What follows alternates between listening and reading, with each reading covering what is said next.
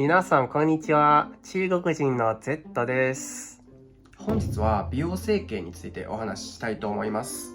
まず私のプロフィールをご紹介しますと、中国にいるお母さんが美容プロデューサーでして、小さい頃から美容意識が培われているのではないかと思っています。お母さんは顔にずっと整形のせいで傷だらけになってっていう印象もあるので、なかなか整形に関して怖いなというイメージも、自身持っています。なので僕自身はできるだけ整形したくない派であって、アンチエイジング対策や肌の整えだったり、最小限でやりたいのが私のベースとなります。今回はですね、私がやってみた一番やりがいがある整形ぐらいインパクトの大きい歯列矯正について皆さんにご紹介したいと思います。まず、なぜ歯列矯正を前向きに検討すべきかというと、理由2つあります。1つ、顔全体の割合から見ると、口はおよそ3分の1が示しているので、つまり歯列矯正をやるだけで顎を含め顔の3分の1を整える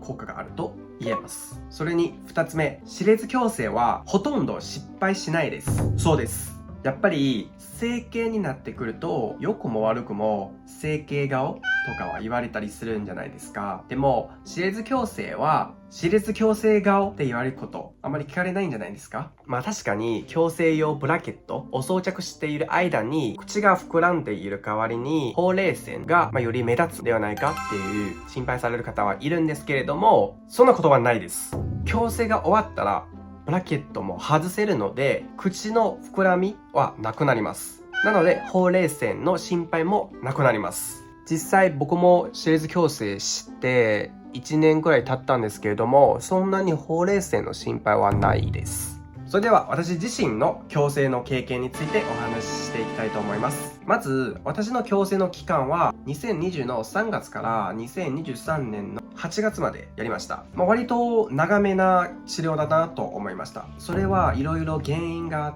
て、まず矯正し始めている時は私まだ北海道の大学院生だったんですので、当地の病院を通ったんですね。僕は2022年卒業して仕事で上京したこともあって、当時はブラケットまだつけたままで東京に来たんですね。当時東京の歯医者さんに、継続的な治療をしてもらおうかなと思っているんですが、ネットで調べたり実際東京の先生と相談した結果、やっぱり同じ歯医者さんがやりきってもらった方が一番出来がいいです。なので月に一度治療のために約1年間東京から北海道まで通院したことがありました。めっちゃくちゃ大変でした。特に冬は本当に北海道大変で仕方なかったんです。なのでもし歯列矯正を検討している方がいらっしゃれば、ブラケットを外すまでの期間、多めに見ると3年ぐらい、その期間を確保できるという状態になってから治療を始めることをお勧めします。じゃねと僕みたいに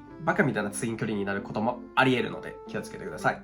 続いて費用についてお話しします。大雑把って言うと、僕の治療はだいたい80万円かかりました。たっけー。学生にとってめちゃくちゃ高いんですよ。最初、基本検査料と基本施術料といって、歯の状態と治療案をカスタマイズするプロセスがあって、そこで30万円ぐらい使いました。その後、必要に応じて抜歯、歯を抜くこともあって、自分のブラケットを作ります。そう、その歯の前に貼る四角いやつ。今はないんですけど、だいたいね、どの歯でも貼り付くんで。それがだいたい20万円かかりました。その後、月に1回ぐらい観察とブラケットのワイヤーの調整を行います。それが毎回7000円ぐらい。それを2年間くらい続けます。最後はブラケットの撤去とリテーナーを作ってもらいます。リテーナーです。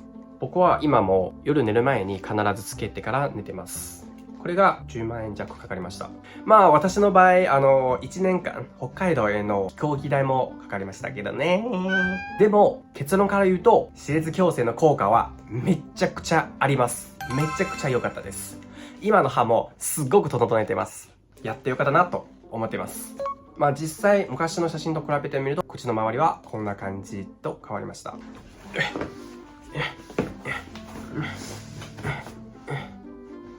ただ実際歯列矯正はすごく良かったと思うものの、注意事項もやっぱりあります。まず、長いスパンでやる治療なので、ブラケットがあると、どうしても食べ物の残りや、口のトラブルが多くなります。なので、口のケアをしっかりする必要があります。あと、ブラケットを外したとはいえ、リテーナーを一生つける覚悟で歯列矯正を始めてください。大人が歯列矯正を行う場合、歯列が元に戻ったり、歯並びがまた悪くなるリスクがずっとあります。せっかく長い治療を経て、綺麗な歯並びになったので、ぜひ守っていきましょう。はい。本日の動画は以上となります。いかがでしたでしょうか？歯列矯正は本当に私がやってきた良かったものです。すごく満足しています。もし気になることがいらっしゃれば、実際歯医者さんのところに行って、先生と話し合ってみてはいかがでしょうか？では、また次回お会いしましょう。